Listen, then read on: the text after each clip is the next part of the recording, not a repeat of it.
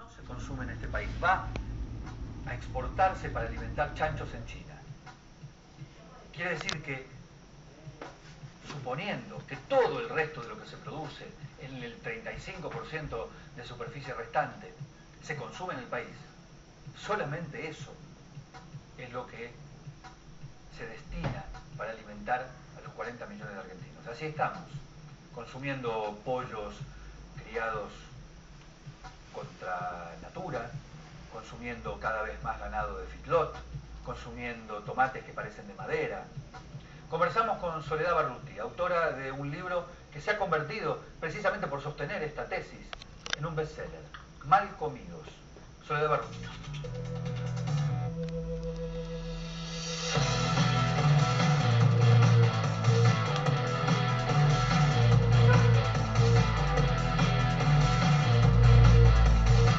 Hambre para hoy en muchísimas personas, en muchísimas poblaciones, y va a ser más hambre para mañana cuando estos campos se vuelvan cada vez más infértiles.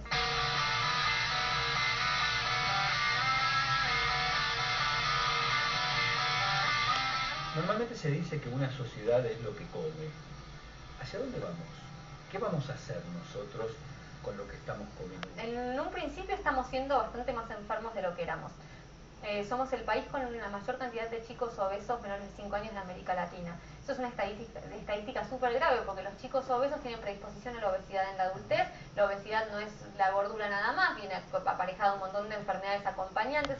Casi el 20% del presupuesto del Ministerio de Salud está volcado en cuestiones relacionadas a la obesidad. O sea, es un problema económico, es un problema de salud de la población.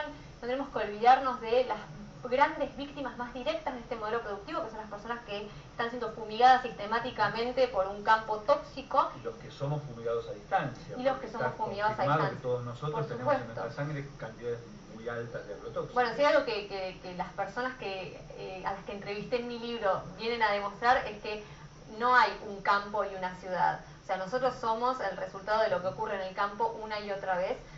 Las enfermedades del campo vienen a la ciudad, las enfermedades de la ciudad van al campo y somos una única sociedad, básicamente. Somos una sociedad mundial y después somos una sociedad en Argentina de la que nos tenemos que hacer todos un poco más cargo.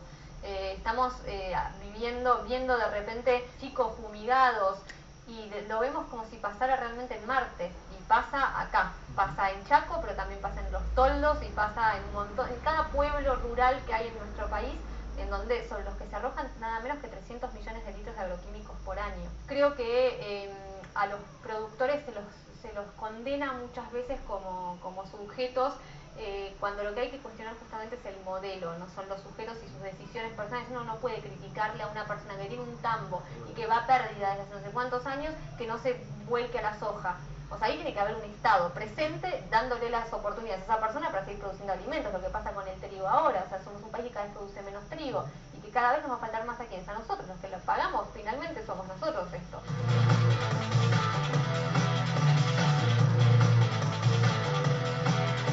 Si uno pretende, sin llegar a ningún fundamentalismo, cuidarse en el tema de la alimentación, me da la sensación de que antes podía hacerlo.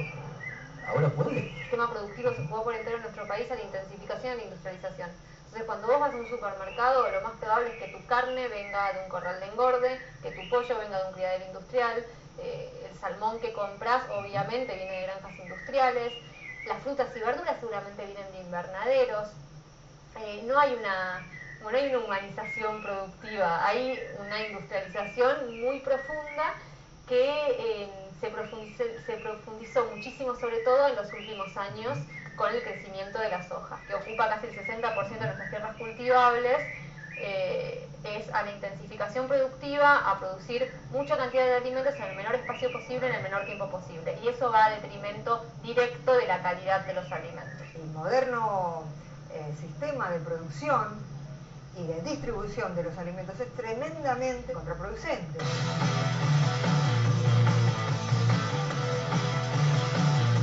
Uno antes tenía el resguardo de que si consumía aquello que no venía envasado, aquello que era natural, que venía de un animal o de una planta, más o menos estaba protegido, ahora ni siquiera así. Los controles dentro de este sistema productivo intensivo son bastante magros en nuestro país cuando tiene que ver con el consumo de productos alimenticios para el mercado local. Cuando tiene que ver con la exportación somos como los mejores alumnos. Por ejemplo, no hay controles dentro de los campos en el uso de agrotóxicos, no hay una ley nacional de agrotóxicos y somos un país que arroja una cantidad bestial de agroquímicos en sus campos.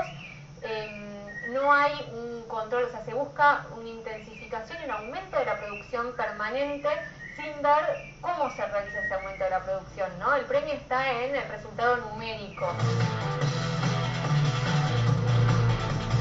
La dieta hoy en día es casi un último eslabón del problema. En este problema nuestro problema es la matriz productiva que adoptamos. Y la estamos adoptando más que nada para producir una planta, esa es la soja. O sea, si bien la soja se produce para alimentar animales en cría intensiva, también se produce para generar biocombustibles, también, o sea, dentro del mismo esquema, dentro de esa misma matriz productiva de monocultivos extendidos en la tierra y de la tierra para qué se usa, tenés las explotaciones forestales.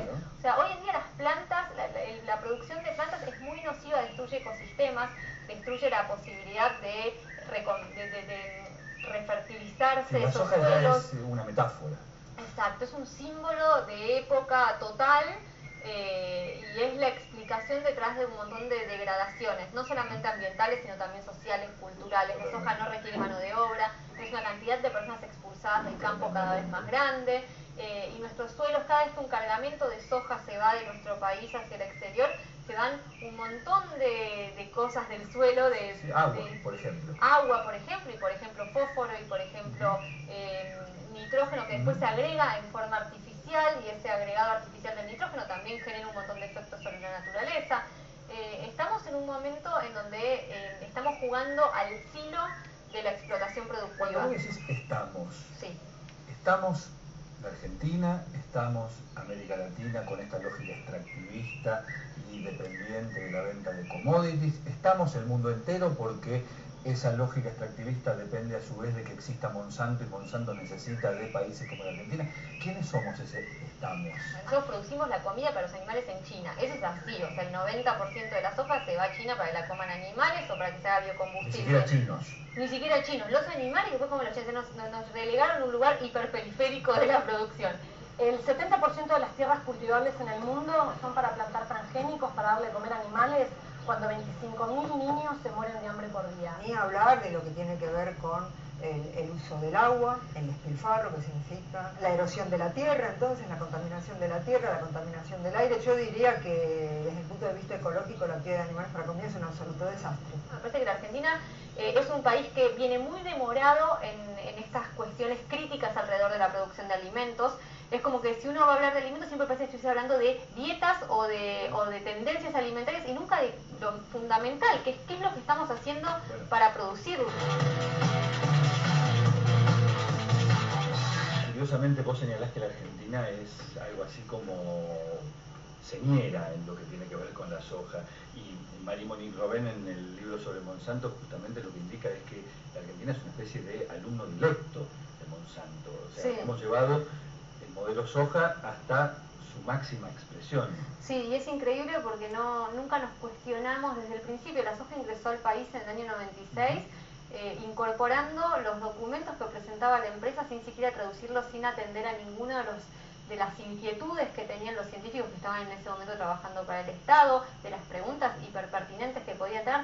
Acá se aprobó, y lo que es impresionante es que la sociedad la incorporó como algo como asemejable a la soja normal, o sea, no se nos planteamos la transgénesis. No solamente eso, sino que además da la sensación, incluso periodísticamente e incluso en aquellos medios periodísticos que quizás no tienen un interés tan marcado como sí tienen otros en el tema transgénico, que sembrar algo transgénico es mejor que sembrar algo normal. Sí, yo creo que en nuestro país tenemos como una inclinación muy grande a respetar la ciencia casi como un ente absoluto y no cuestionarlo. Si viene de un laboratorio es mejor, si lo dice un doctor en física es mejor. Y la verdad es que la ciencia es una materia cuestionable, en todo el mundo es cuestionable.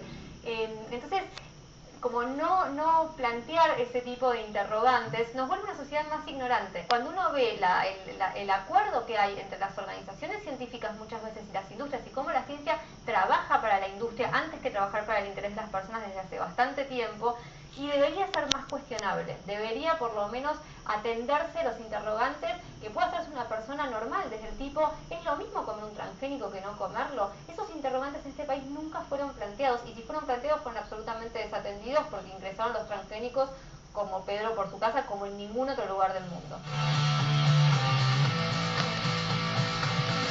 ¿Es mejor negocio tener soja que tener productos más normales, más sanos, más habituales? Y es un problema porque así como está planteada la producción a nivel mundial y con las regalías enormes que tiene la soja en el mercado financiero del mundo, es un negocio, es un buen negocio en este momento. Ahora, yo creo que para plantear si algo es un buen negocio o no, habría que plantearse si es un buen negocio hoy y si lo va a seguir siendo mañana. En nuestro país se puso el suelo como un recurso no renovable en el Plan Estratégico Agroalimentario. Ahora, el suelo siempre fue renovable en la agricultura sustentable. Que estemos tomando ya el suelo como algo no renovable indica que estamos explotándolo de una manera minera, y que además eso está como avalado, permitido y reconocido. O sea, somos un país que va a absorber del suelo lo más que pueda para plantar soja, para venderla y hacerse de billetes, sin garantizar que el día de mañana esos suelos sean productivos. Sí, como si fuera petróleo. Exacto. Somos una de las regiones más fértiles que existen en todo el mundo, no hay mucho más que esto. Y estamos rematándolo, claro, en pos de una ganancia inmediata, pero que va a dejar, o sea, yo creo que realmente que esto es hambre para mañana. Es hambre para hoy en muchísimas personas, en muchísimas poblaciones, y va a ser más hambre para mañana cuando estos campos se vuelvan cada vez más infértiles. ¿Qué cosa hemos perdido a lo largo del tiempo gracias a esta cosa de que la soja ocupa todo el espacio y lo que queda es para lo indispensable, digamos? Y bueno, perdimos mucha variedad, o sea, antes había más variedades de manzanas, de duraznos, todo se jibarizó de alguna manera, o sea, para que avance la soja se talaron frutales que tardan muchísimos años en crecer, también en pescados, o sea, lo que se hace en la explotación marina que se está haciendo y la explotación agrícola en general, es desgarradora, porque mientras nosotros importamos salmón chileno de granjas industriales, estamos regalando nuestros mejores recursos pesqueros, y las nuevas generaciones no conocen qué pescados hay en Argentina. O sea, los chicos de hoy en día no saben, lo máximo que conocen casi que es el sushi y la merluza, punto. Después ahí se terminó la cultura del pescado. Ni hablar de las frutas y verduras, o sea, nos limitamos a la manzana, el tomate y la papa y la lechuga. La comida es cultura, el alimento es cultura productiva, es cultura de las personas que saben producir alimentos sanos y variados. Cuanto más como saberes hay alrededor de las producciones, más variadas son. Mientras esta batalla se está librando en el campo, a las cocinas lo que llega es el resultado de esa batalla, una simplificación absoluta en donde cada vez hay menos cosas. ¿Y qué viene a llenar el espacio vacío que deja esa falta de productos? La industria alimentaria de productos envasados, de productos elaborados, que son básicamente los grandes responsables de las enfermedades alrededor de los alimentos, el cáncer, muchos cánceres, la diabetes, la obesidad, la hipertensión. Todo eso viene como de esta industria avasallante que pareciera que lo ocupa todo.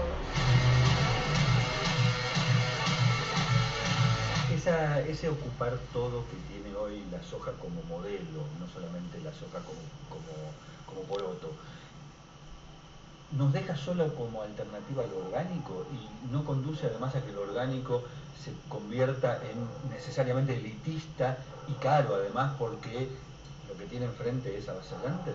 Todo el sistema conduce a que los alimentos sin químicos, una periferia donde dicen, bueno, no sé si se puede confiar en los alimentos agroecológicos porque ¿quién los certifica? Nos volvimos tan raros como sociedad casi mundial, planetaria, en donde lo natural es certificado. O sea, vos tenés que decir que algo no tiene químicos. Lo es excepcional. Es excepcional permanentemente, y es algo a lo que solo pueden acceder pocas personas. Ahora en nuestro país se pretende certificar la carne de pasto. No es una canallada certificar la carne de pasto en un país en donde siempre hubo carne de pasto. Lo excepcional debiera ser el feedlot, y que las personas que quieran comer feedlot vayan y lo compren, y que el productor de feedlot pague esa certificación. Nosotros deberíamos reclamar como sociedad saber qué es lo que estamos comiendo, sin que eso sea un costo para nosotros. Las empresas lo que dicen es que si ellos ponen un cartelito, ese cartelito de alguna manera tiene una connotación negativa que haría que el consumidor no lo eligiera. O sea, ya saben en definitiva que uno, si te dan la opción, no lo elegiría, y entonces deciden engañarnos, deciden no decirlo. Para que no haya elección. Exacto, y nosotros decidimos entre todos en una especie de acuerdo medio raro no pedirlo y no ser activos en eso.